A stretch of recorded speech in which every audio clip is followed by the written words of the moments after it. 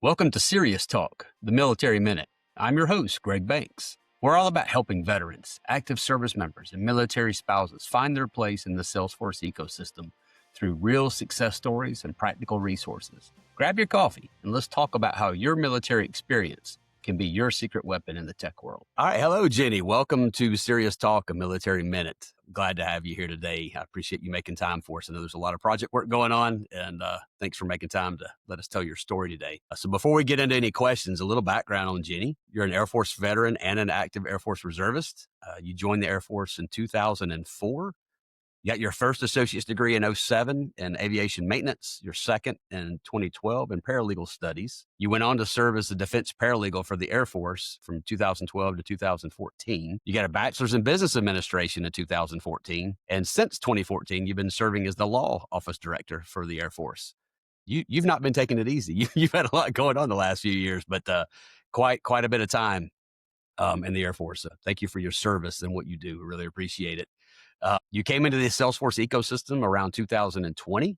You're 3-time Salesforce certified, and you're actively a consultant on Team Delta. Got a little bit of feedback from some of your teammates that I wanted to cover today. First one said, Jenny's a versatile team member with a strong work ethic. She's dependable, resourceful, and consistently gets things done. She has a genuine appetite for learning new skills, and I'm grateful to have her on the team. Another, which was an employee of the quarter submission from I think last quarter. Jenny exemplifies extreme ownership in everything that she does. When assigned a task, she completes it efficiently and it's in its entirety.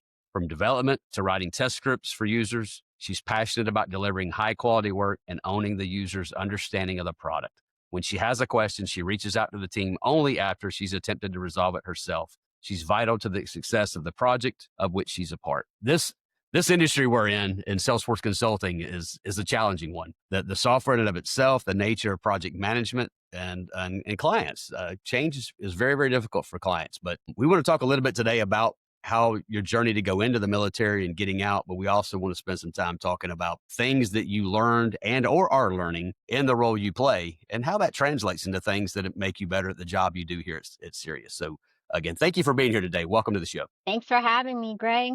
I feel like you know more about my life story than I do now. I had to ask a lot of people. So yeah, let's go before we get into life here at Sirius. Let's talk about your journey into the military. Was that something you grew up wanting to do? How exactly did you come to making that decision, and why the Air Force? So I actually had aspirations of coming in with my sister. Was it always a dream of mine? No, honestly, I wanted to be an accountant. I was that kid that was a weirdo that wanted to be an accountant. Why? I don't know. I just like numbers. But somewhere along the line, and I think it might have had the influence of my older sister too, where we're like, hey, it'd be kind of cool. Let's just join the army together. So I was like, all right, yeah, let's do this together. So she's 3 years older than me. And then we had decided that we would join the army together when I graduated from high school.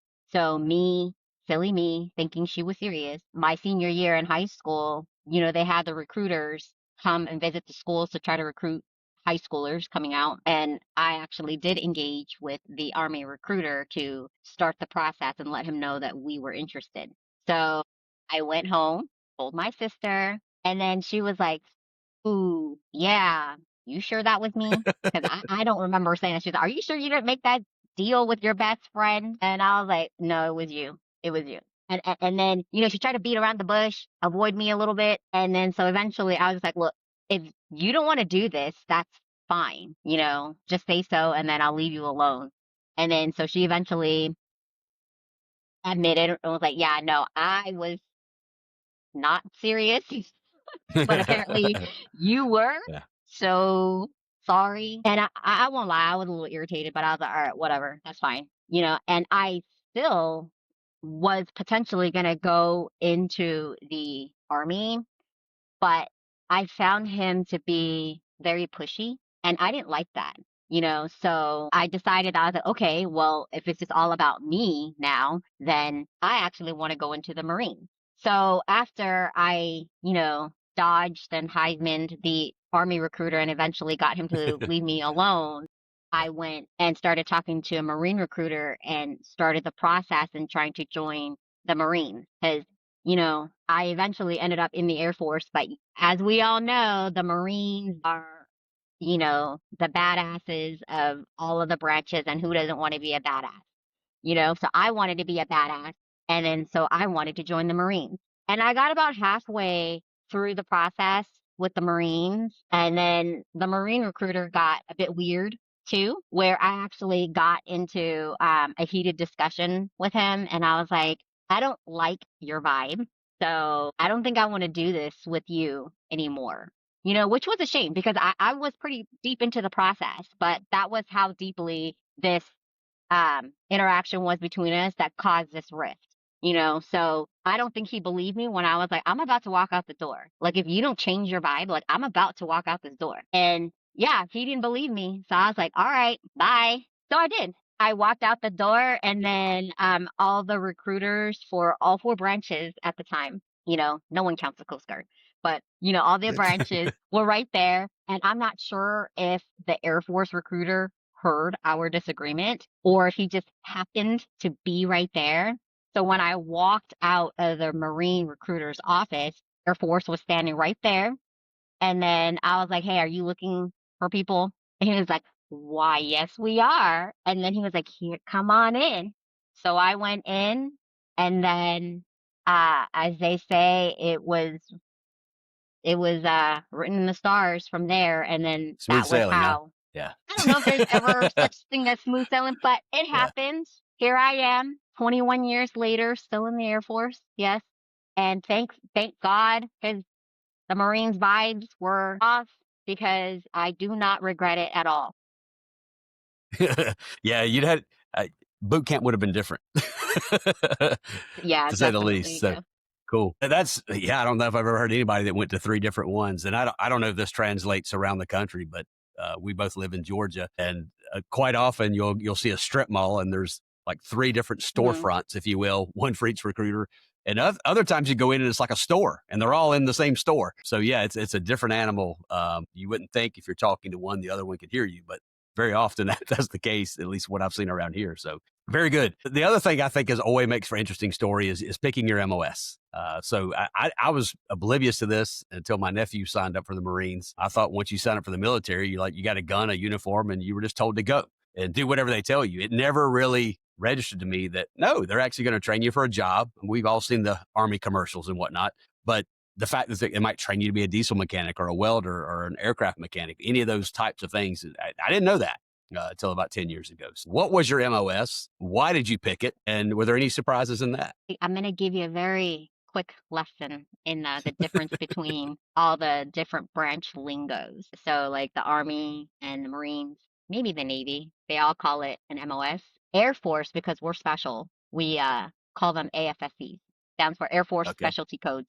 But it's the same thing. It's what's your job? What's your job code? Same thing as an MOS. Air Force, we just call it something different.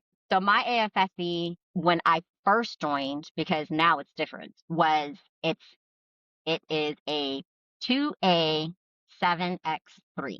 So the 2A is for anything aircraft mechanic, right? So there's like a million jobs you can do under the umbrella of a 2A, which is just aircraft mechanic as a whole. So from there they break it down into more specialty jobs. I came in as a sheet metal specialist. Now, the fancy technical term, Air Force term, is aircraft structural maintenance, which sounds a lot cooler, but for us regular Joes, I was a sheet metal mechanic. Okay. And yes, technically I chose the job, but I would like to say that it was heavily influenced by my recruiter, because when I walked into the recruiter's office, I knew what I wanted to do. I mean, maybe not the specific job, but I distinctly remember asking for an admin job. I distinctly remember asking, I want to sit at a desk. I want to process paperwork. So how I went from saying all that to ending up on the flight line and, working with Yeah. tools, Hard to blame it. imagine a job that'd be further away from what you were thinking. Yeah, yeah, blame it on being young and Yeah. impressionable, and then Yep. a recruiter needing to meet some quota. So he said, I hear you, and we can most certainly get you a desk job. However, there is a wait list. right now for those. So you're looking at 6 months plus out, before we can even attempt to place you if that's what you wanted. He was like, but I did notice on your ASVAB, which is the test that you have to take to enter any branch of the military. And he goes, I noticed that you scored the lowest in mechanics. So I really think you should challenge yourself and pick something mechanical. He had your number. He total, totally, totally. And I wholeheartedly will admit that to the time. I was like, dude, I know I got. Like when I showed up at tech Yeah. school, I was like, dude, I got. And then at first I was on to him too, and I was like, I don't want to do that. I don't work with my hands. Like I don't, and I have no interest in doing that. I don't want to. And he was like, okay, but a lot of these jobs, he's like, you can go now, and you did express some interest in wanting to go sooner rather than Mhm. later. Yeah. And then depending on the job, which a lot of these they're undermanned, meaning like we critically need people in these fields, they come with a promotion. So what that means is that once you finish basic training and then once you finish your technical school, then you get promoted 2 stripes. So rather than starting as an E1, once you finish tech school, you start off as an E3. And then there's bonuses attached to a lot of these mechanical jobs as well, Yeah. like really Yeah. good bonuses. And then, so when you're 18 and you hear, I get a bonus and I don't have to start at the bottom, well, then you're kind of like, okay. Or at least I was like, You okay, had me at hello, right? You yes, had your Jerry Maguire moment. yes. So then I said, okay, I will look at these jobs. So he hands me this giant 3-inch binder that's like full, like to the brim of just pieces of paper of different MOSs, AFSCs for the mechanical career field. And I just start flipping through it. Like he leaves me alone for like an hour, but to me, they're just pieces of paper. I have no idea what I'm reading or what these actually do. So he eventually comes back and he was like, did you pick one? And I was like, dude, I don't know. Like, this is just a binder of paper. So then he was like, okay. So then he flipped through some and then he explained a couple to me and he was like, oh, I think you should, you want to have at least like 5 options for them to choose from. Otherwise, they're just going to stick you wherever, if you don't give them enough options.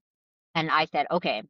So he helped me pick some out. I think I applied to be like, I put like crew chief, um, aircraft structural maintenance, and then maybe electrical and like avionics or something like that. I don't remember them all. And then, they do their paperwork and you eventually get notified when everything's processed what your job's going to be. So they said, all right, you're going to be aircraft structural maintenance, and then I'm like, okay, great. Whatever Yeah. that is. Yeah, great. And so I went through the rigmarole, uh, left my family at 18, cried my eyes out when I left my mom and my dad, arrived at basic scared because they were kind of scared. Like, because they just start screaming at you the moment the bus shows up on the tarmac. Like they just literally just start screaming at you if you come off the bus and it's like 3, 4 in the morning and you've been traveling all day because you travel in a group, like a gigantic group. And you go through basic training and then once you graduate from basic training, they ship you off to wherever your tech school is. And for me, it was in lovely Pensacola, Florida during the summer, and it was good times. Bad place to be. Not a Not a bad place to be. bad place. It was not, and then the interesting thing was our tech school was actually on a Navy base. So we were on NAS, Pensacola. Yeah. Which is where the Blue What Angels are, right? Yeah, that's the Blue Angels practice out of there. yeah. Yes. So it and like I told you, Greg, like the first time I set foot in the schoolhouse and then we're going through our first lessons and they hold up a hammer and then they hold up like these pin snips thing. I'm just like, Yeah. oh my God, like what am I doing? Yeah.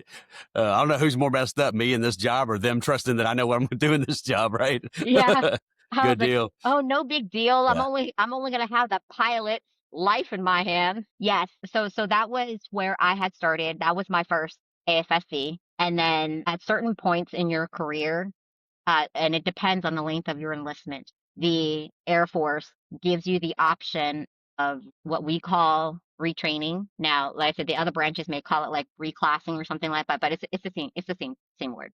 You're picking a different job. Depending on the length of your enlistment, depends on when this opportunity presents itself to you. So I did the aircraft maintenance thing for 6 years. And, now I look back and have like very fond memories of it. Really did enjoy my time as an aircraft mechanic.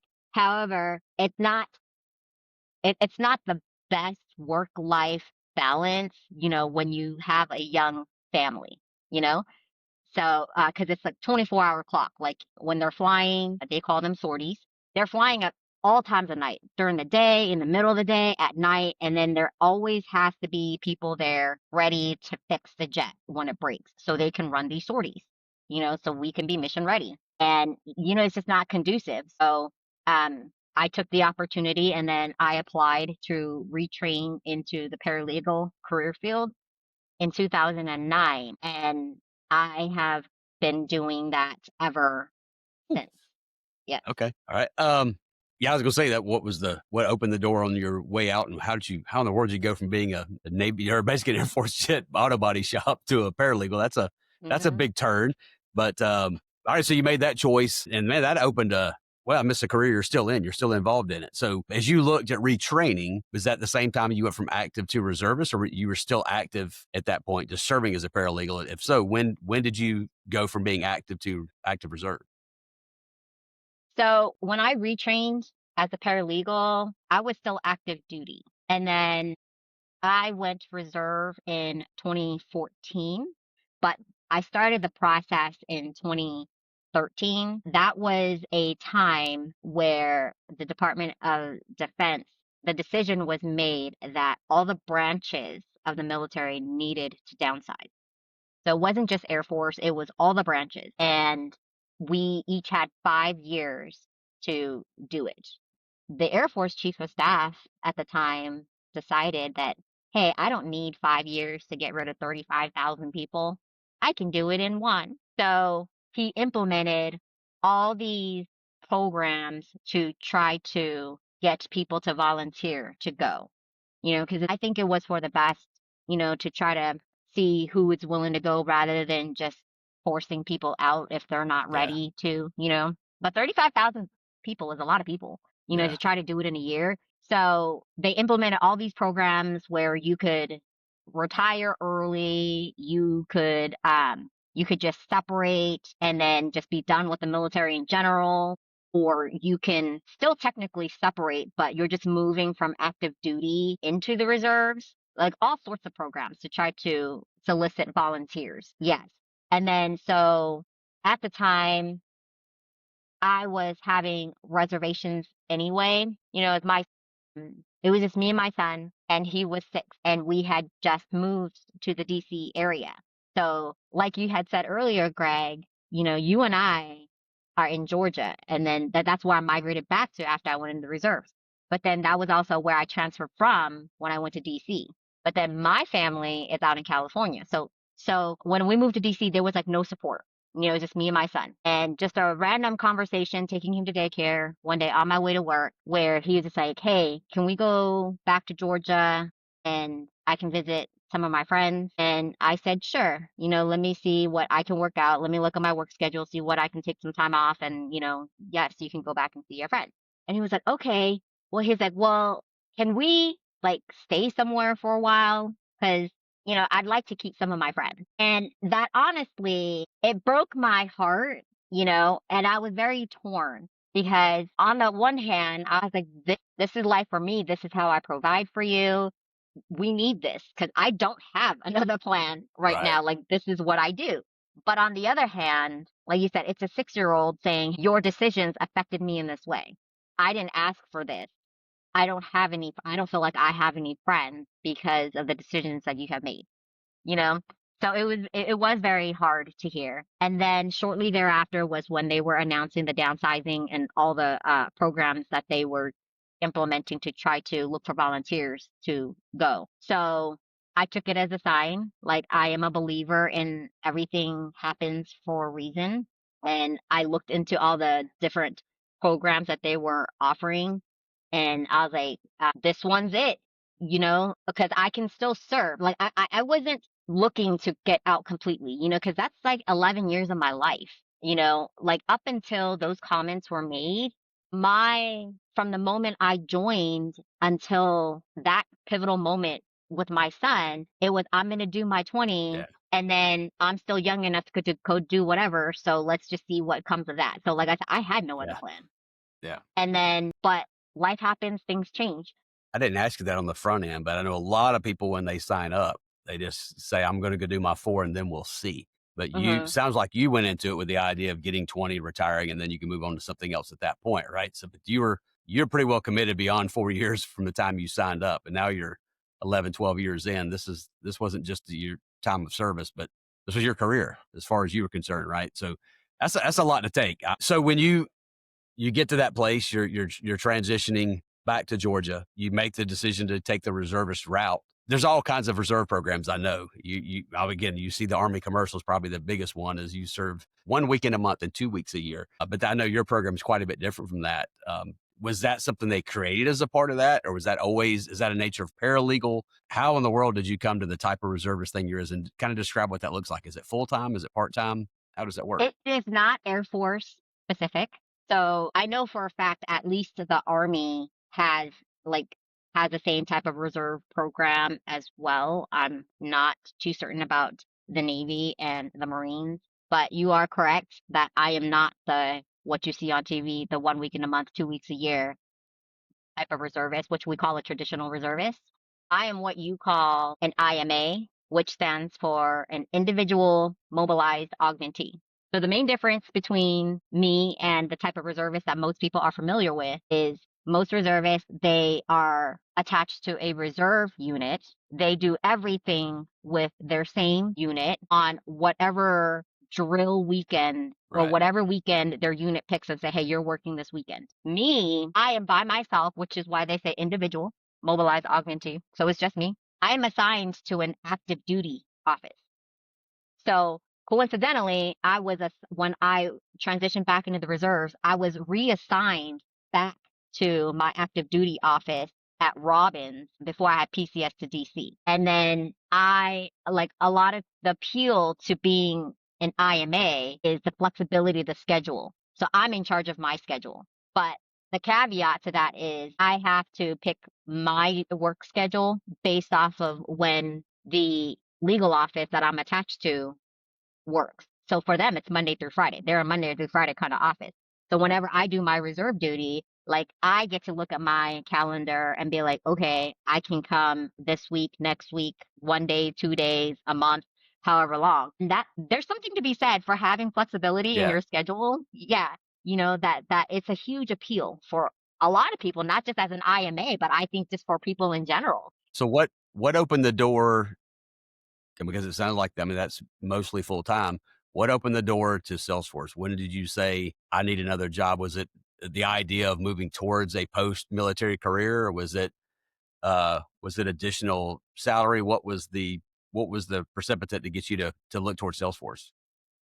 I want to say like 2018, 2019, I still had a few years left where the idea of retirement was was going to be on the horizon, so it wasn't quite there yet, but it's like you can start to see it in the distance, you know, and then people that I grew up with during my career, everyone's starting to chit chat, the rumblings are starting like, hey, it's starting to be around that time. What are we going to do? Like, are we going to retire? Are we not? Like, what comes after that? Um, so like I said, for me, even then, when I had my eyes set on doing 20, like you said, you don't look that far ahead or plan that far ahead until it starts to become in your line of sight. And that's what happened. I had doing the reserve thing part time. It was 24 days a year, so it wasn't anything that was gonna pay my bills like on a monthly basis. So, but I was like doing my own thing, and like, but then just the stress of doing my own thing, it was just like I think I need to think about something else. And it was actually like my brother-in-law that introduced me to Salesforce, but at the time I still didn't really know what it was. Like his company was looking for an intern, and they were like they produce educational products for universities and whatnot. And one of the software that they used was Salesforce. So as like an intern, we touched all Cool. these other things. Yeah. Yeah. And but then again, like I just even like the internship, I wasn't super familiar with what Salesforce was, even though we kind of used it, like, and I helped him do stuff with it. And it wasn't until the internship ended, and I'm like, okay, well, that was fun, but now that's over. So now what? Because now retirement's looming even more. Like it's closer now. So now what? So I started getting these pop-ups about Salesforce Military, and then they have those catchy little cartoon characters. So I clicked on it, and then I read it. I was like, hey, this actually, it sounds like this is something that I can do. And then so I signed up for an account. I tried a couple modules, and I was like, oh, this seems easy enough. I think I can do this. And then that started my journey of, hey, looking into what is actually Salesforce, even though I had experience, um, and actually trying to make something of it, because then that eventually, like all the research and all the doing of the modules because when I started doing Trailhead, it was nothing beyond just trying to figure out what Salesforce was. But then that eventually led me to finding out about like hiring our heroes and their program for that. Cool. Yeah, let's turn to that. So, a lot of people that have come to Sirius have come through a fellowship through Hiring Our Heroes. I'd never heard of that till I got here, but a remarkable program we've talked about on other episodes that is part of the Department of Commerce. It's a 12-week fellowship. There are a lot of disciplines. You don't have to just do Salesforce within that, but if you do choose that, then there are certain companies that host. That's what we're called. And you chose Sirius. Do you remember anything about Sirius specifically that stood out as to why you? I don't know if you had more than one offer, but if so, why did you choose Sirius? Do you recall? Date me, that just seemed like so it was like so long.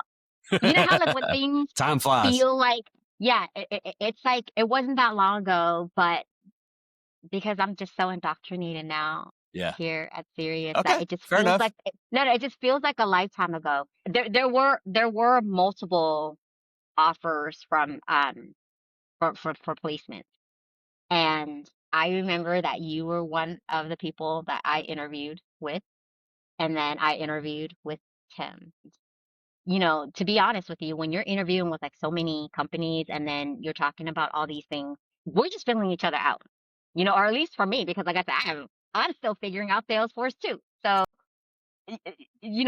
so for me, it's less so like, oh, how are you going to help me with my Salesforce career? Because like I said, I am as at the beginning stages of my Salesforce career, and it was the people, it was you, it was Tim, it was the people, it was your vibes, it was these are good people.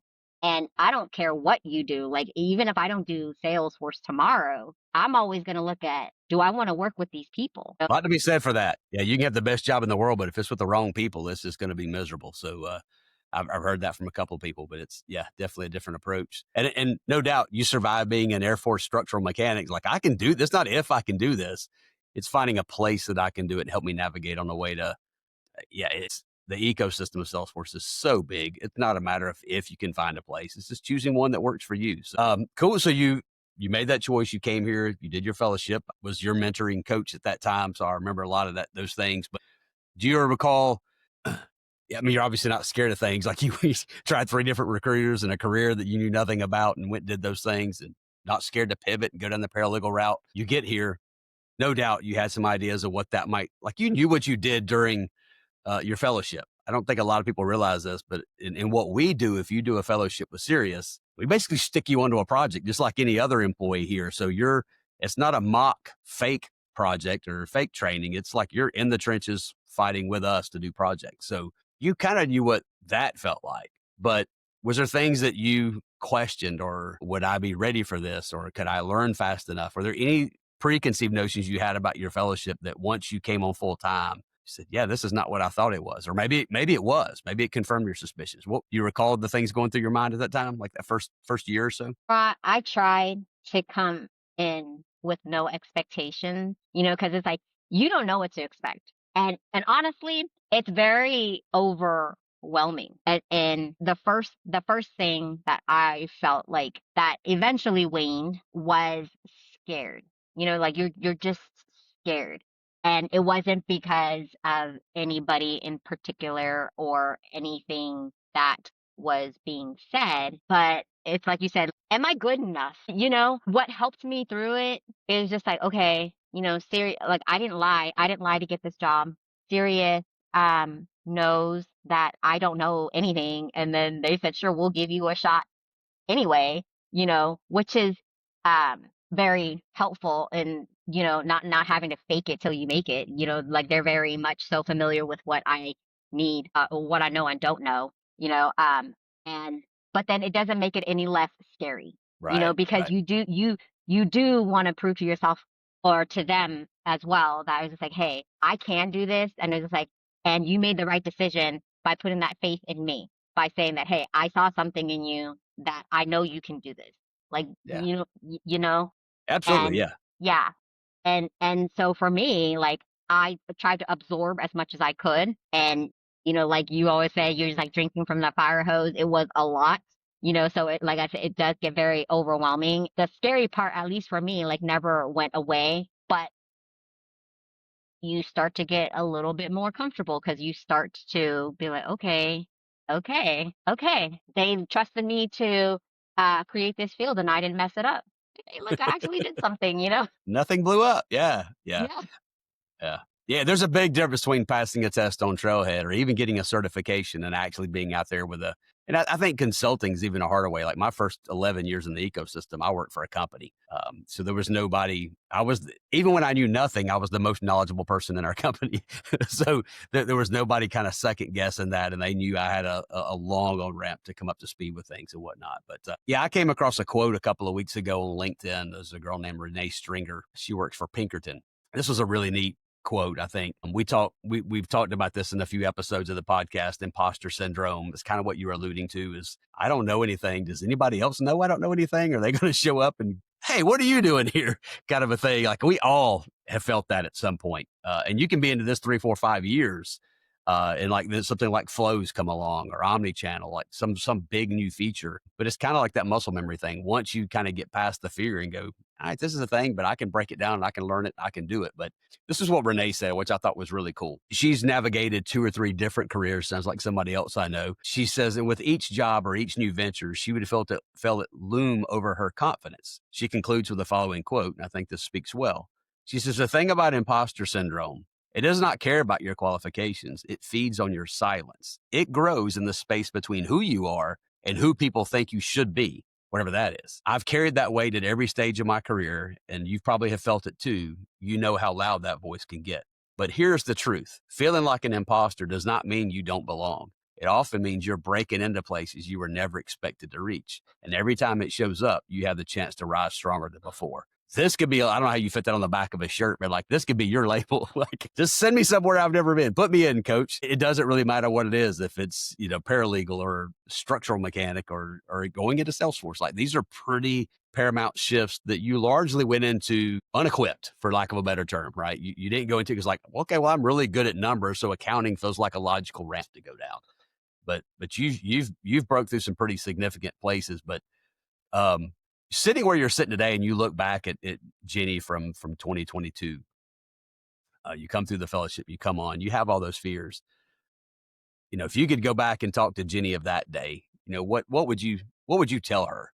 I think a lot of people face this, and like we obviously focus in this podcast about people coming into the Salesforce ecosystem, but I think even bigger than that, just the concept of starting over, going from military to civilian, that in and of itself, no matter where you go, like if you decide to become a cop or a bomb tech, right? That might be something your military training literally prepared you for. But most people have a pretty significant shift if you don't do something like that. So what would you tell Jenny from a few years ago? How would you tell her to be prepared to face this? See, I really like when I saw that quote, I was like, I really like this quote. And I don't think that syndrome is like necessarily something that you can prepare for. Like people feel that is because it's like you care deeply, like, and then it's that motivation and just be like, okay, I feel like I don't belong because of X, Y, and Z. I don't have the experience. I just came from something completely different. Like,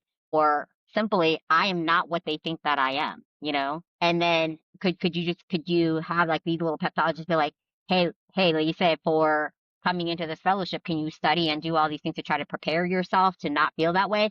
Yeah, you can, but does it stop you from feeling that way? No, you don't, because it's just always going to be something that's going to make you feel like this is why I don't feel like I belong. You know, because even like me having a little bit of Salesforce experience, even though I was like, no, like this was not what I did. Like this was nothing what I did Yeah. before in my internship, you know? But what I've learned is you kind of need to use that fear and the- and the all the feelings to kind of drive you to move forward, and then not be scared to move forward. No one's looking for you to be perfect. They're looking for you to try and do your best and learn, Yeah. Yeah, I would you say it's a know? lie. I think and what other I mean, think of any civilian job out there. When you go start there, nobody walks into a job knowing exactly what they're going to do. Even if it's the same job you did at the last company, it's a different company. Like where else in the world are you measured by what you don't know? It's just, it's not, to me, it's a lie. I think it's something we tell ourselves. But in reality, I think what I hear you saying is you get in, you learn a little bit, you get confidence, you learn a little more, you do a little more, you get more confidence. And then all of a sudden, one day you wake up and it's like, yeah, there's nothing in here I can't do. It may take me some time to figure it out, but at the end of the day, that's not an if. It's just when. When can I get there? So, yeah, it's been fun watching you grow. I know when you got here, at the particular time you were here, the entire industry was crazy. Like people were hopping companies all over the place. It was just different. And so a lot of people find themselves constantly at companies they weren't at before, doing things they didn't do before. And it's one thing if you've got 10 years experience and you hop a company. It's a whole other thing if you change careers and come in and you don't know and you look around, it's like it seems like everybody knows everything and you know nothing. And that can become disorienting. But when you got here, we as a company were learning some of those things about how do we take a fellow, come through a fellowship, make you a full-time employee. At that point, you become a billable consultant. You become somebody who's doing work on a project, but making sure that we're set up in a way to have, what are the minimum requirements to put you on certain things? What are the skills we need to teach you? Because you learn a lot in a 12-week fellowship. It's a lot. Like it truly feels like drinking from a fire hose, but that's like 1% of what you need to know by the end of year one, right? There's so much more. And it's not like technology you've got to learn year one. It's more about understanding how to use the things that you know and that you've learned. When do I do a flow versus Apex? When do I create a validation rule versus a flow or whatever? There's just a lot of things like it's kind of like learning to use Excel. Like I can do a formula or I can just drag this and click an icon and it does those things for me. It's not about if I can get it done, it's how I got it done. And is that the best way? And am I setting this client up for success? And some of that is supervision, somebody senior from you just looking over your work. It's good ways that we learn to define requirements and hand them off to tell you what we expect you to do and whatnot. I was thinking about some of the projects I know that you've been on and the teams that you've been on. You've had a few engagements. Not the engagement necessarily was challenging, but the role that you were put in on them was a challenging one. I don't see confidence being something you struggle with, but nonetheless, you find yourself in these things and you go, all right, yeah, I'll do it. And that may mean late nights. It may mean weekends. It may mean a lot of research and just trying to figure it out kind of stuff. Looking back over that, not so much as advice, but what's a takeaway that you've got? What is something you would tell yourself now based on some things that you've come through, things that you've learned and excelled in? How would you talk to yourself about some of that stuff now? It's funny that you talk about my confidence. And normally I would very much so agree that I am a fairly confident person. But when it comes to this, I'm actually not that confident. And then that is a feedback. I don't want to say that I consistently get, but I will say that even now, like I'm a lot more confident than I used to be. Like I've always just tried not to let fear stop me from doing anything. So really, even now, talking back to old me, I would still say like just go, like just do it. Whenever they say, hey, we need someone to do it.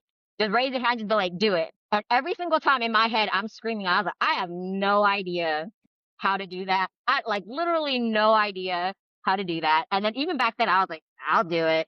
But the difference between Jenny then and then Jenny now is that while I feel like my confidence probably still is a work in progress. And I think that's something that it will always be, just because can you always be better? Yes, you can always be better. But does that mean that the person you are now is not good enough? No, it doesn't.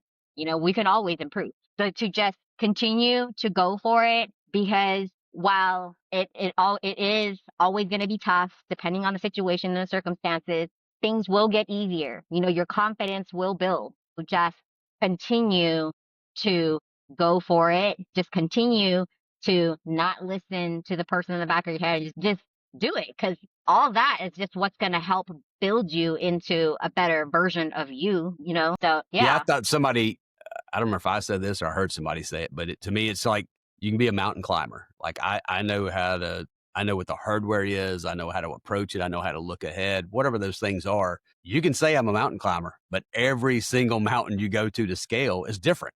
So once you learn, you've got those skills. Like I think over some of the things I know you've been involved in, it's like, all right, I'm just now learning Salesforce, and now you got me working on Sage integration, or like it's not even in Salesforce. And it's just that the underlying confidence is I've learned how to research. I've learned how and when to reach out and where to reach out. And I've learned how to test. Like being in Salesforce consulting, I think one of the greatest things you can learn is how to think about what a test is and how to execute it. Like we commonly call that the happy path. If I click this button, this should happen. If so and so is true. What if that's not true? Then what should happen? And a lot of people don't even think to ask that question, much less put it down as a test I should have ran. And I think that's one of the things that the when I reached out for feedback on you to use for your introduction, that we heard is like, you have a really good way of thinking about that. And I have no idea if that comes from paralegal, just having to think about the law and how big that can be sometimes. Watching your mind grow in that, I'm not going to say it's something we can't teach, but there's something in you that this hunger to learn and be useful that makes you a really tremendous asset for any team that you work on. So it's been really fun to have been here, interviewed you, and went through your mentorship with you, or fellowship, to see where you're sitting today. It's really been cool for me. Looking back over what you felt as a fellow, and we get involved in this all the time. It's not been so much a thing as of late, but if we were to have another round of fellows come through and you're helping conduct the interviews to pick somebody, and somebody says, "Hey, Jenny, I'm in the military now. I'm doing so and so. Nothing in my life says Salesforce is the right thing, but I want to go learn this." What is your advice to them about the Salesforce space in particular? What is it that again, you came to it not really even knowing what was on this side of the wall, but what are some things about Salesforce you've learned on your journey that would say, hey, yeah, it's big. It's a big, hairy beast, and it's way too big for any one person to know it all. You don't have to know it all. You can still be useful in the space. How do you talk to somebody? What is your advice? So I actually have been having this conversation a lot with military members, because my job now, like I do manage a bunch of military members that do that. Like they ask me what I do on my civilian side. I tell them I'm a consultant. They're like, great, what is that? Or I always start with, have you heard of Salesforce? So I'll know how deep or not deep to go into, if I'm going to nerd out or not. And they say they know or they don't know, which is fine. I've been talking to some recent high school graduates as well who don't have a list of knowledge on what they want to do in life. And I have also presented them the option of, hey, why don't you look into Salesforce? You know, and ultimately, while we're looking at two groups of people that are like vastly different areas of their career, people beginning and people that are in the midst, maybe potentially looking for a career change, I just tell them, I just say, hey, like, why not Salesforce? And then I give them the prime example of me. I was like, I'm not a techie. I was never a techie. Like I said, I came out of high school, became an airplane mechanic. I'm a paralegal by trade, and then Salesforce was easy enough to break into where I was able to learn, and I was like, just take a couple modules, It's free. Just do a couple. See if you like it. Like, because I'm not going to sit here and try to convince you to do Salesforce just because I do Salesforce. What's good for me may not necessarily be good for you. Just try a couple modules, see if you like it.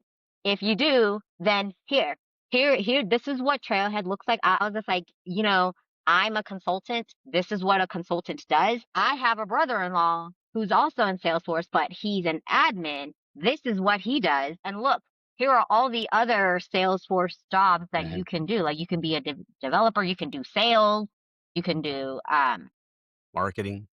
yeah, marketing. Like Like, don't think that just because you are learning Salesforce, you are tied like just to Salesforce or like one particular Right. Salesforce role, Right. you know? Right. And I was like, but, but, I'm a big believer in, don't just do something just to do something. Like don't waste your time. Like that's the most precious commodity we all have that we will never get back. Just try it, make an informed decision as to whether or not this is something that you want to pursue. I can set you up with people that you can talk to. We can find people in these different roles that you can do, because a lot of the things that matter to people is what will I be doing and how much does it pay? Right. Well, I mean, that's the reality of it, right? Like for a lot. Yeah. So then once you make that pivotal decision of, hey, am I interested enough to want to learn Salesforce some more or what that entails, then we can have you talk to these people that do these jobs and, tell them to just go for it. But the most important part, at least in my opinion, is just doing that little bit of research, not just the Googling, but like trying a couple of the modules before you decide, hey, I'm going to go all in or I'm writing it off as something I don't want. Yeah. Yeah. Good call. Yeah. I think that's something really, really unique about the ecosystem in the tech space. I've been around IT for 30 years. And in my day, when you first got into it, like there were just the nerds in the server room that like, you didn't really even talk to them. Like they just went back there and did techie things and came out from time to time. But Salesforce space, the people that are in it, you can go on LinkedIn, type in Salesforce and find people that do it that you don't know. They may not be on the same continent with you, but they'll engage with you. Right. Like if you Mm-hmm. just decide I want to get on this train and I want to go down the user route of like being a delegated admin of doing dashboards and reports and list views and training and a super user, or I can be on the technical route of being an admin, of being an architect, being a developer, any of those kinds of things. Learn about data loading, learn about reports, analytics. There's not a company in the world that doesn't need somebody that's an expert at analyzing data. So there's a lot of skills you can learn in the ecosystem that will open doors elsewhere, or there might be things you're doing elsewhere that have nothing to do with Salesforce, but they're applicable once you come into it. So it's been just the wildest journey for me to come in. Like most people that are here say they're an accidental admin. I didn't go to college to study Salesforce. You can't go to college to study Salesforce. So how exactly do you find yourself here? Well, you trip and fall and you look up and you clicked on something and now you think the recruiter came after you hard. Wait till you hit their website. They come talk to you about stuff. So Jenny, man, it has been so fun. I can remember some of the earliest conversations about where your confidence was and whether that's a thing you were doing in Salesforce or what role you play on the team, but also learning about how you've navigated your Air Force career while doing it. But yeah, I mean, I want to end today by officially saying like, thank you for your service. The military as a whole represents so much to our nation and we're indebted to you. So thank you for your service. But truly thank you for the time today to get here and talk about this journey. I hope this is something that brings some encouragement to other vets or even a military spouse. Just anybody who's going from not being in this space to being in it. It's a heck of a thing to learn. And I think your journey's been unique and one that's been fun to watch. So hopefully this will bring some encouragement and some stuff to others. We will post some links to Jenny's LinkedIn profile, mine, things about our company, whatnot in the show notes here. So if you want to follow up and connect, as Jenny mentioned, she loves talking to people about coming into this space. So, but thank you again for your time. I really appreciate it and look forward to talking to you again soon. Thanks, Greg. Thanks for having me. Yeah, my pleasure. Take care. And that concludes today's episode of Serious Talk, the Military Minute. On behalf of Serious Solutions, we would like to extend our sincere appreciation to the entire veteran and military spouse community for your unwavering commitment and sacrifice. Remember, your military experience has equipped you with exceptional skills that the Salesforce ecosystem needs. Join us next time as we continue to explore pathways to success in the Salesforce space. If you know a veteran on the verge of separating from the military, or a military spouse considering Salesforce as a career, please share this episode with them. If you enjoyed the material, please give us a 5-star review on Spotify and Apple Podcasts. Please subscribe on YouTube so that you can be alerted to new content. We greatly appreciate all of your support. Please see the show notes for links to learn more about Serious Solutions and other programs discussed in this episode. I want to extend a special thanks to Jason Fowler for allowing use of his song, Mystery Road. Until next time, this is Greg Banks signing off.